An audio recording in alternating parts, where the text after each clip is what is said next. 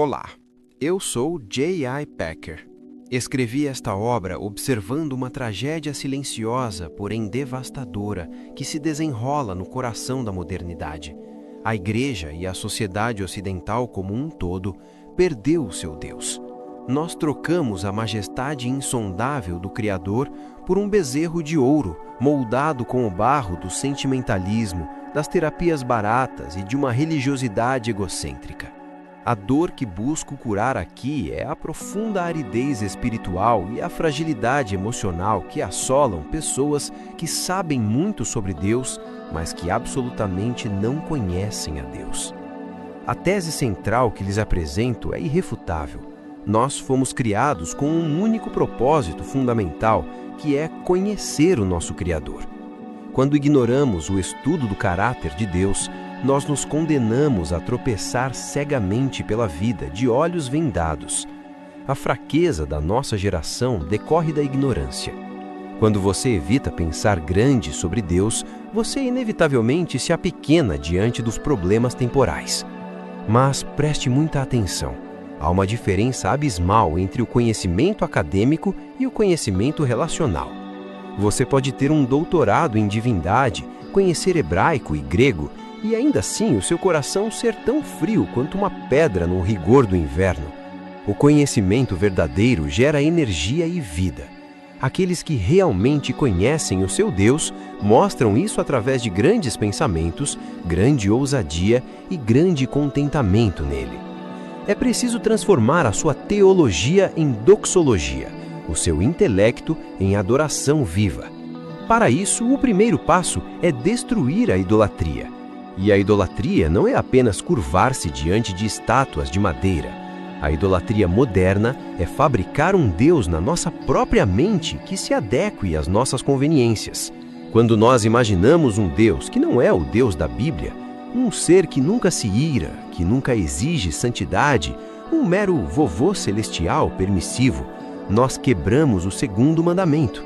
Esse Deus falso de autoajuda não tem o poder de salvar você nas tempestades. Destrua hoje os ídolos do seu coração e descanse na maior de todas as realidades.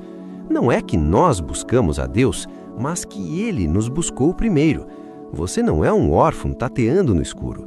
Você é conhecido, sondado e sustentado pelo olhar onisciente do soberano. O maior de todos os mistérios do universo não é a criação das galáxias, nem mesmo a ressurreição, mas a encarnação, o infinito se tornando infante, o Todo-Poderoso que não cabe nos céus, confinado no ventre de uma virgem. Esse é o milagre que sustenta todo o cristianismo.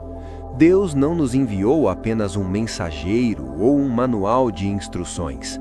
Ele mesmo desceu à lama da nossa existência.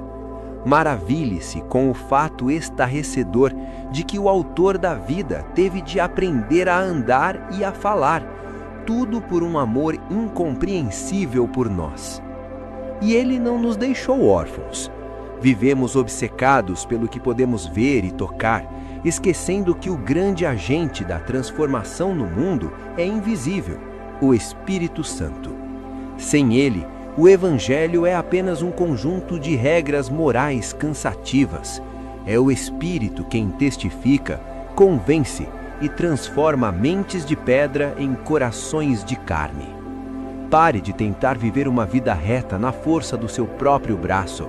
Implore pelo poder daquele que ressuscita os mortos. Em um universo onde tudo apodrece, onde a economia flutua, as nações caem e as amizades esfriam, a alma humana clama por algo constante. E aqui encontramos a rocha da imutabilidade de Deus. O seu caráter, a sua verdade e os seus propósitos não sofrem mutação. Quando o chão desabar sob os seus pés, ancore a sua mente nisto. Aquele que perdoou Davi e ouviu Elias é o exato mesmo Deus que ouve a sua oração hoje. Contemple também a sua majestade. A palavra majestade praticamente desapareceu do nosso vocabulário, e com ela o nosso senso de reverência e temor. Nosso Deus tornou-se pequeno demais nas nossas mentes. Quando os seus problemas parecerem gigantescos e intransponíveis, saia debaixo do seu teto, olhe para a imensidão do céu estrelado e humilhe-se. O seu orgulho e a sua ansiedade são incompatíveis com a presença do Rei do Universo. A sabedoria dele não é um mapa que explica o futuro, mas a humildade de aceitar dirigir no escuro, confiando inteiramente no motorista que não comete erros. Nós rebaixamos as Escrituras a um mero livro de autoajuda, quando, na verdade, a Bíblia é o decreto real do soberano. A palavra de Deus é a expressão absoluta de seu poder. Não leia a Bíblia apenas para ganhar estofo literário ou argumentar com céticos. Leia-a como um homem no corredor da morte lendo um indulto presidencial. Deixe que a palavra leia você, corte as suas desculpas e cure as suas feridas mais profundas. É através dessa palavra que compreendemos o amor e a graça. A frase "Deus é amor" foi sequestrada pela nossa cultura e esvaziada de seu significado robusto. O amor divino não é uma indulgência frouxa que fecha os olhos para o pecado. É um santo e custoso exercício de bondade que exigiu a vida de seu próprio filho. E a graça é uma ofensa brutal ao ego humano. O homem natural quer conquistar o seu próprio céu, pagar pelas suas falhas e manter a sua independência. Mas a graça só é compreendida quando aceitamos a nossa total e absoluta falência moral diante de um Deus infinitamente santo. Abandone a meritocracia espiritual. Isso nos leva a um tema que a sensibilidade moderna tenta varrer para debaixo do tapete cósmico: Deus como juiz e a ira divina. Um Deus que não julga o mal e não se ira contra a opressão não seria um ser bom. Ele é o reto juiz de toda a terra, e a sua natureza santa reage com ira inflexível contra a maldade. Sem a ira de Deus, a cruz de Cristo perde todo o seu sentido. Do que, afinal, Jesus nos salvou? Falar sobre a ira destrói a nossa complacência com os nossos pecados de estimação. O apóstolo Paulo nos convoca a contemplar o equilíbrio perfeito, a bondade e a severidade de Deus. Quando a severidade é esquecida, a religião vira presunção barata. Quando a bondade é esquecida, a religião vira desespero. Olhe para a cruz. Lá a severidade de Deus puniu o pecado com a morte, enquanto a bondade de Deus perdoou o pecador com a vida eterna. Equilibre a sua visão. O ciúme soa para nós como um defeito humano, uma insegurança amorosa. Mas o ciúme de Deus é a sua dedicação feroz, pura e absoluta à sua própria glória e à sua noiva. Ele exige devoção exclusiva, porque apenas ele é digno dela. Quando nós flertamos com os valores corrompidos deste mundo, nós provocamos o zelo do nosso Criador. E no centro exato de todo o Evangelho, pulsando com graça vermelha, está a palavra mais importante do Novo Testamento, a propiciação.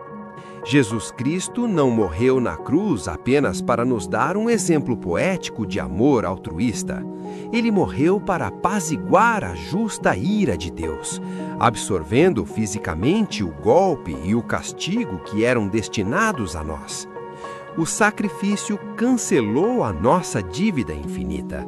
Se você errar aqui, errará em toda a sua fé. Deixe de tentar se justificar-se através das suas obras. Descanse no fato consumado de que o sangue já foi derramado e a conta já foi paga. Qual é, então, o ponto mais alto do privilégio cristão? Não é apenas a justificação legal de ser declarado inocente, é a adoção. A adoção é estritamente relacional. Você deixou de ser um réu condenado e tornou-se um filho infinitamente amado, com direito à herança e livre acesso à presença do Pai. Quando o medo do futuro e da escassez bater à sua porta, recuse a mentalidade de escravo. Levante a cabeça, olhe para o céu e ouse chamar o soberano do universo de Abba, Pai. Como esse Pai nos guia?